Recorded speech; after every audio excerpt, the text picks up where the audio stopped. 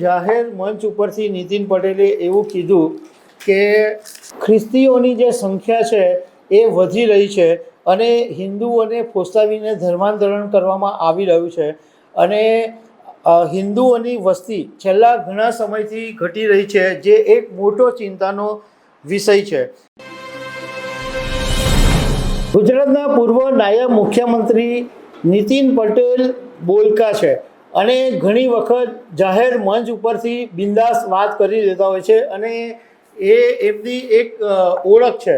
નીતિન પટેલ કોઈનાથી પણ ગભરાયા વગર કશું પણ બોલી દેતા હોય છે. આ વખતે પણ એક જાહેર કાર્યક્રમની અંદર એમણે એક ધર્માંતરણનો મુદ્દો ઉઠાવીને ગુજરાતના રાજકારણની અંદર ગરમાટો લાવી દીધો છે.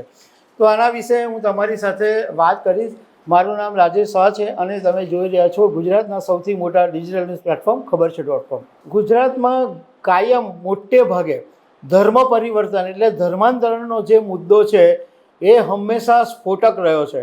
કારણ કે ઘણી બધી વખત એવી ચર્ચા થાય કે અમુક સમાજ ધર્મના લોકો છે એ ધર્મ પરિવર્તન કરાવે છે. હવે ગુજરાતના પૂર્વ નાયબ મુખ્યમંત્રી નીતિનભાઈ પટેલ મહેસાણાના કડીની અંદર એક બુડાસણ ગામ આવેલું છે. ત્યાં પંડિત દીનદયાળ ઉપાધ્યાય સંકુલમાં ઓમકાર સેવા મિશન ટ્રસ્ટના એક વાર્ષિક સાધારણ સભામાં પહોંચ્યા હતા અને આ કાર્યક્રમમાં એમને આમંત્રણ મળ્યું હતું. એટલે જાહેર મંચ ઉપરથી નીતિન પટેલે એવું કીધું કે ખ્રિસ્તીઓની જે સંખ્યા છે એ વધી રહી છે અને હિન્દુઓને ફોસલાવીને ધર્માંતરણ કરવામાં આવી રહ્યું છે અને હિન્દુઓની વસ્તી છેલ્લા ઘણા સમયથી ઘટી રહી છે, જે એક મોટો ચિંતાનો વિષય છે અને હજુ પણ આપણે જાગવાનો સમય છે એવું નીતિન પટેલે કીધું. એમણે એવું કીધું કે અમને એવી ખબર પડી છે કે છેલ્લા 30-40 વર્ષથી હિન્દુઓની જે વસ્તી છે એમાં ઘટાડો જોવા મળી રહ્યો છે. ધર્માંતરણનો મુદ્દો બહુ જ સ્ફોટક છે અને એમણે એમ કીધું કે આની અંદર મુસ્લિમ એક અલગ વિષય છે જેને અત્યારે ખ્રિસ્તીઓની સાથે જોડવાની જરૂર નથી.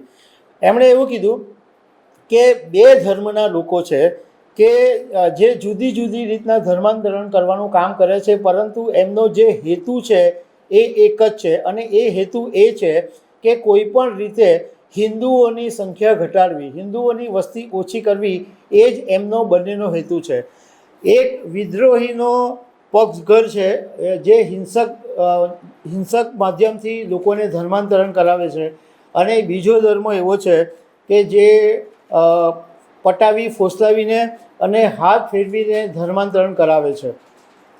નીતિન પટેલે એવું કીધું કે ખ્રિસ્તી ધર્મના કેટલાક લોકો એવા છે કે જે એવી રીતના ધર્માંતરણ કરાવે કે ગામની અંદર કે નાના વિસ્તારોની અંદર ખ્રિસ્તી મિશનરી જે હોય એમની એના નેજા હેઠળ શાળા બનાવે, કપડાં જે ત્યાંના ગામડાના ગરીબ લોકો હોય એને કપડાં આપે, દવાખાનું ખોલી આપે, હોસ્ટેલ ખોલી આપે.